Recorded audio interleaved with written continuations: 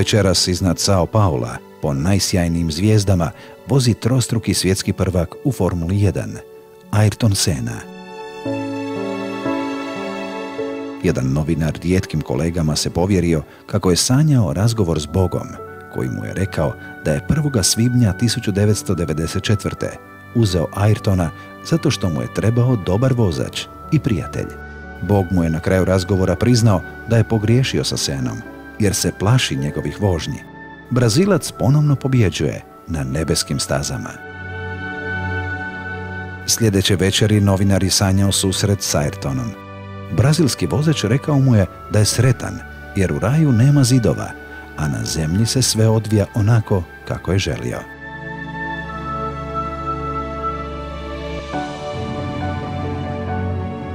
Snažne su emocije koje se danas osjećaju ulicom doktora Fernandesa Coelha, gdje je smještena zaklada Ayrton Senna.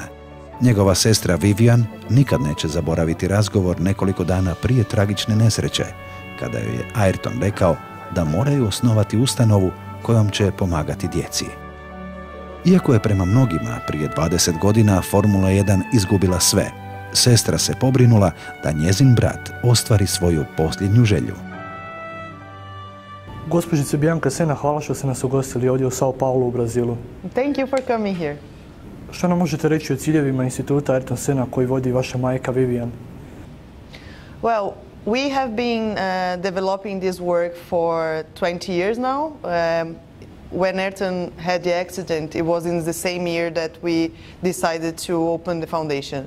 Basically, the reason why we have the foundation is because before the accident, Ayrton came to my mother and asked her to think about something that they could do in a more structured way. In a sense of before that, Ayrton used to help schools or hospitals here in Brazil, but he wanted to do something, you know, more organized.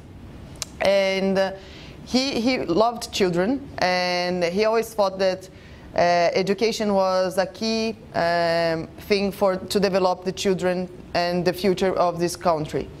And unfortunately, they didn't have the time to speak again after that conversation. And we as a family decided to make sure that his dream came true. And that's how we created the foundation. And since then, obviously, we had many changes throughout the time. But basically, our aim is to give education, proper education, to as much children as we can in Brazil. We have a big problem in Brazil because Brazil is a huge country. Like it's easier if you have a small country to solve a problem like education. But when you are like such a big country with such different infrastructures, it is a very hard task to do. So what we saw is that for us to be able to give education to as much children as we could, we needed to do it through the channels that already existed, and that means the public schools. So basically what we do is we find out the problem. So for instance, children are repeating the same year of school because they are not learning. And we identify that, and then we find ways which we call social technologies to make sure that the children learn, and then therefore they go through to the next year. So basically, to do that, we need to make a change in all the chain, from the government, from the state to the teacher. So we basically work in a way that, as a consultancy and at the same time in a more direct way, to make sure that the whole chain works, and then if the whole chain works, then the child learns. So basically that's the way that we work. Kako se financira institut i koliko imate zaposlenih djelatnika? We have now, working here, which is part of what we do, around 130 people.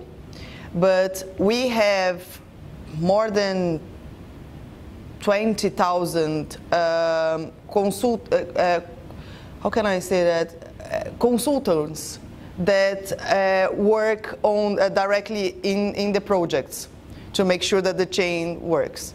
Then the way that we finance our projects is through three main areas: donations.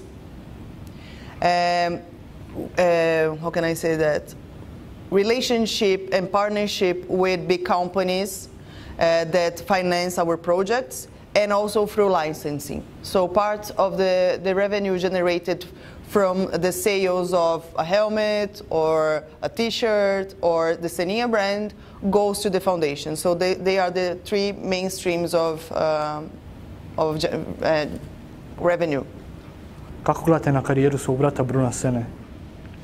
Well, I think obviously from the family point of view, we didn't want another driver in the family, but that's what he was made to do, and he loves it. He started very late in the end because of the accident. He stopped, so he started actually competing when he was 21. So it's very late on a career of a driver. Now he's very happy doing. They're going to start a new championship called Formula E, which is an electric championship. So the cars are electric instead of having engines, and that will go around the world as well in all street circuits. And he's pretty happy with that. He's super happy. Mislite li da bi Ayrton bio sretan ako bi ga nečak jednog dana nadmašio? I think Ayrton was very competitive, so I don't think he would be happy, but I think he would feel, how can I say that? He will feel honored, in a sense, you know. So. Hvala lijepa. Thank you. Voditelj Ureda za medije upoznao me s aktivnostima njihove ustanove. Moram priznati, nije bilo lako slušati kako se obitelj u svibnju okupila na groblju Morumbi i kasnije se susrela s navijačima u Imoli, čime su obilježili 20. godišnjicu Sennine pogibije.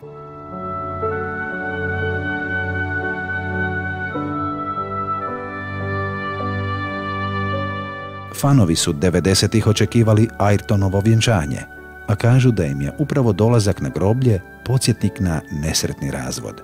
Misli su mi nakratko odlutale, pa vidi malu Bianku kako ujaku nosi vjenčane burme i smiješi joj se cijela crkva. 20 godina kasnije, Ayrtonova nečakinja nosi tužnu, ali ponosnu brazilsku zastavu.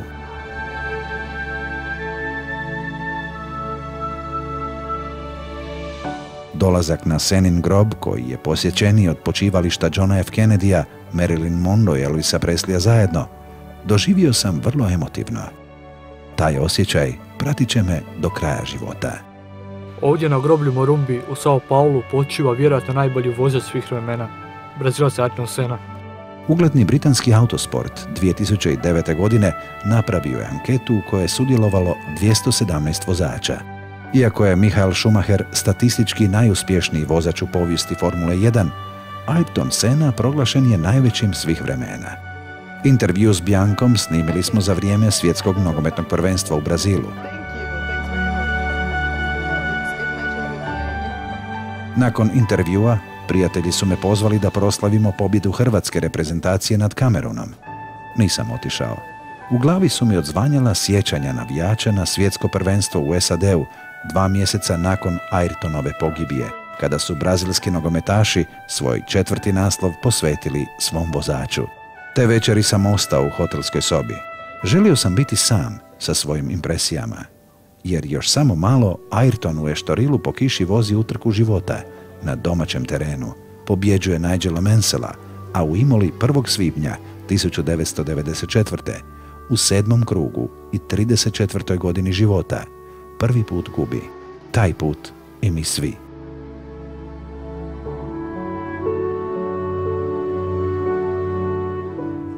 Prije 20 godina hrvatski novinar Goran Dijaković napisao je kolumnu "Zbogom Ayrton" i Formula 1. A sada nešto osobno i iskreno. Kada sam se kao sportski novinar uključio u praćenje Formule 1, Sene više nije bilo. Nisam ga mogao upoznati. On je tad vozio svoj nebeski Monako i Japan. Ipak, od lipnja 2014. snimke utrka su zauvijek iza mene, jer susret je bio onaj pravi. Moram to priznati. Moj život je sada bogatiji. Konačno sam razgovarao s Ayrtonom.